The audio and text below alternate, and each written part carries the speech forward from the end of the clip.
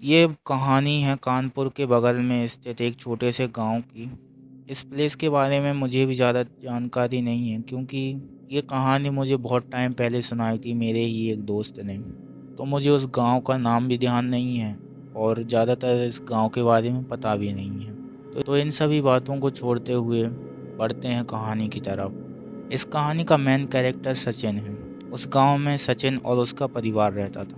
परिवार में सचिन का छोटा भाई, उसके मम्मी पापा रहते थे। वो थोड़े गांव के थे, इसलिए उनकी पढ़ाई में भी ज़्यादा मन नहीं लगा। बचपन से ही वो काम करता था, काम का बड़ा शौकीन था वो।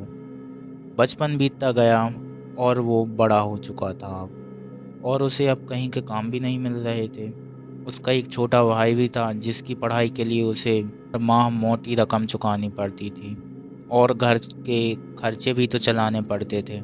इन सभी चीज़ों से तंग आकर सचिन ने कहा कि क्यों ना खुद का ही व्यापार खड़ा कर लिया जाए। लेकिन उसने कहा कि पैसे बहुत लगेंगे, लेकिन इसमें अभी इतने पैसे नहीं हैं। पहले मैं दूसरा काम करूँगा और फिर अपना व्यापार खड़ा करूँगा। तभी उसके मन में एक ख्याल आया कि क्यों ना रिक्शा चलाया जाए। कई दिनों हो गए रिक्शा पर बैठे हुए। घर में इतने पैसे तो थे नहीं कि रिक्शा ले ले। उसने बैंक से लोन उठाई, आधे पैसे रिक्शा लेने में लगा दिए और आधे पैसे अपने छोटे भाई की फीस जमा करने में। धीरे धीरे करके सचिन को कई सवारियां मिलने लगीं और घर में पैसे आने लगे।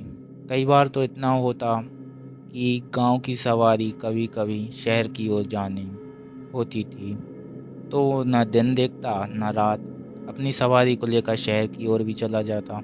लेकिन कभी रिक्शे में खाली नहीं आया था, खासकर रात के समय। दिन में तो कई बार आया, लेकिन रात के समय कभी भी अकेला नहीं आया था। लेकिन आज वो हुआ जो आज तक उसके साथ कभी नहीं हुआ। सचिन रोज की तरह ही अपनी सवारी का इंतजार कर रहा था, और उसे एक सवारी मिल ही गई जिसे कानपुर जाना था। वो सवारी को कानपुर लेकर गया। जाते जाते तो उसे 3 बज गए थे, और कानपुर में ही उसे कई सवारियां मिली, जिनको छोड़ते छोड़ते उसे शाम के 5 बज चुके थे।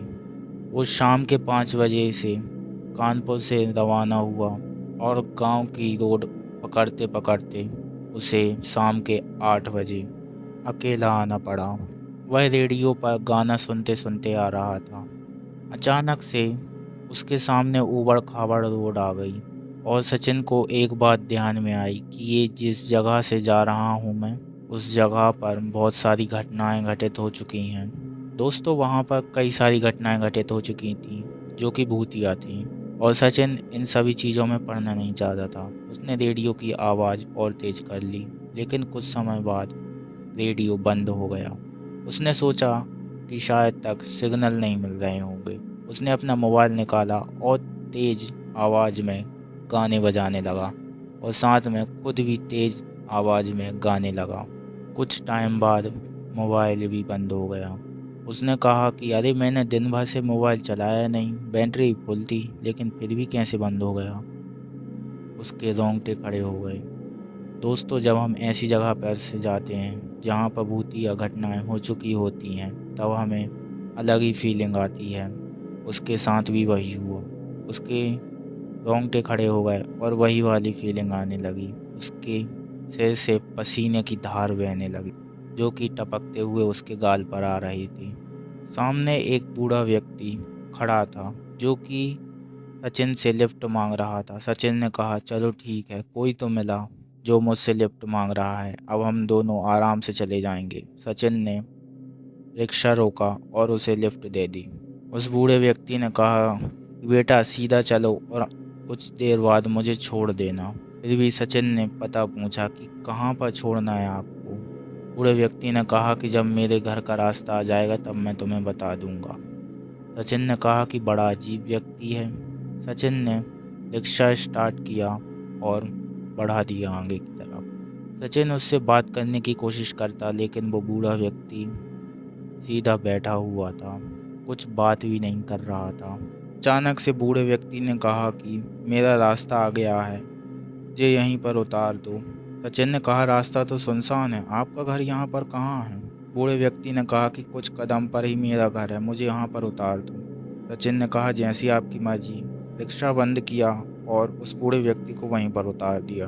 सचिन ने कहा, ठीक है चलो, कोई तो मिला जिसके साथ मैं आगे तक आया। कुछ ही टाइम तक का आगे का सफ़र है, उसको भी मैं जल्दी ही तय कर लूँगा। सचिन रिक्शा भगाते हुए और तेज तेज गाना गाते हुए आगे बढ़ रहा था। सामने से फिर से एक वृद्ध व्यक्ति शाल ओढ़े, उसका पूरा मुंह शाल से ढका हुआ था। उसने लिफ्ट मांगी। सचिन ने कहा, अरे वाह, आज तो बूढ़े मुझ पर बहुत दया कर रहे हैं। सचिन ने बिना कुछ सोचे समझे अपना रिक्शा रोका और कहा, दादा कहाँ जाना है? बूढ़े व्यक्ति ने कहा, बस थोड़ा आगे तक छोड़ दो। दोनों ही आराम से चल दिए अपने सफ़र की तरफ। दोनों ही आराम से चल दिए। रिक्शा चल रहा है। सचिन फिर से उस बूढ़े व्यक्ति से बात करने की कोशिश कर रहा है, लेकिन वो बूढ़ा व्यक्ति कुछ बात ही नहीं कर रहा है, पिछले व्यक्ति जैसे। कुछ टाइम बाद उस बूढ़े व्यक्ति ने कहा कि मेरा स्टॉप आ गया है, मुझे यहीं पर छोड़ दो, कुछ ही कदम पर मेरा घर है। सचिन ने कहा, अरे यहाँ पर आपका कहाँ पर घर है? बूढ़े व्यक्ति ने कहा कि दाएं तरफ मेरा घर है, मैं चला जाऊँगा। बूढ़ा व्यक्ति सचिन को पैसे दे रहा था। तब सचिन ने बूढ़े व्यक्ति की कुछ शक्ल देखी और सोचा कि इसे तो मैंने कहीं देखा है। बूढ़ा व्यक्ति बहुत आगे तक चला गया और सचिन ने अपना रिक्शा स्टार्ट किया और सोचने लगा कि इसे मैंने कहीं तो देखा है। कुछ टाइम बाद उसे याद आया, अरे ये तो वही है जिसे मैंने पहले लिफ्ट दी थी। अब ये यहाँ पर क्या कर रहा है? ये इतने आगे कैसे आया? इसके पास कोई गाड़ी भी नहीं है, कुछ भी नहीं है, और इसके पास तभी तो शॉल भी नहीं थी। ये कौन है? जिनने कहा कि इतना वृद्ध व्यक्ति कोई गाड़ी ही नहीं चला सकता, फ्लैश की स्पीड से यहाँ पर कैसे आ गया, मेरे ऑटो से तेज, जबकि मैं तो डर के मारे इतना तेज चला रहा हूँ कि मेरे पीछे तो छोड़ो, अगल बगल भी ऊबड़ खाबड़ रास्ता है, यहाँ से भी कोई अगर निकलेगा तो मुझे पता चल जाएगा। सचिन के पसीने छूटने लगे। सचिन कहता कि ये क्या हो गया, मैंने किसे लिफ्ट दे दी। सचिन ने तुरंत ही अपना रिक्शा रोका और उस वृद्ध व्यक्ति द्वारा दिए गए पैसे को चेक किया तो देखा कि उसकी जेब में कुछ भी नहीं है। वो 2 नोट जो उस वृद्ध व्यक्ति ने दिए थे वो उसके जेब में थे ही नहीं। दरअसल उसने अपनी शर्ट की जेब में वो दोनों नोट रख लिए थे, क्योंकि वो बहुत ही जल्दी में था घर जाने के लिए। उसे अलग समझ में आ जाने चाहिए थे कि नोट रखे हैं या नहीं, लेकिन उस शर्ट में कोई भी नोट नहीं रखे थे। तुरंत ही सचिन ने अपना रिक्शा स्टार्ट किया और भगा दिया अच्छी स्पीड से। सीने की धार लग रही है, रोंगटे खड़े हो रहे हैं, फिर भी भगाए जा रहा है बिल्कुल तेजी से। अचानक से उसकी नज़र सामने के मिरर पर पड़ी तो देखा कि वही वृद्ध व्यक्ति उसके पीछे बैठा हुआ है। सचिन ने कहा कि अगर मैं पीछे मुड़कर देखूंगा तो शायद वो मुझे कुछ नुकसान कर दे। मैं पीछे मुड़कर नहीं देखा और सामने देखकर वो रिक्शा चलाने लगा। कुछ देर बाद जब उसने सामने वाले मिरर पर देखा तो वो वृद्ध व्यक्ति सचिन को ही देख रहा था। मिरर से बड़ी ही क्रिस्पी स्माइल करते हुए और बोला, मेरा स्टॉप आ गया है, मुझे यहीं पर रोक दो। सचिन डरा हुआ और उसने रिक्शा रोक दी। सोचा कि अभी उतर कर चला जाएगा, और ऐसा ही हुआ। उसने इस बार भी सचिन को 10 रुपये दिए और चला गया। सचिन ने वो पैसे अपने जेब में रख लिए और फिर से रिक्शा चलाने लगा।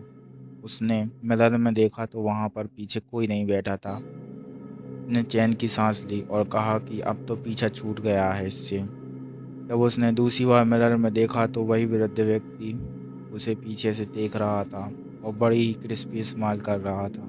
सचिन ने सोचा, ये मेरे साथ क्या हो रहा है। 5 मिनट का रास्ता था। 5 मिनट बाद सचिन अपने घर को पहुंच जाता, लेकिन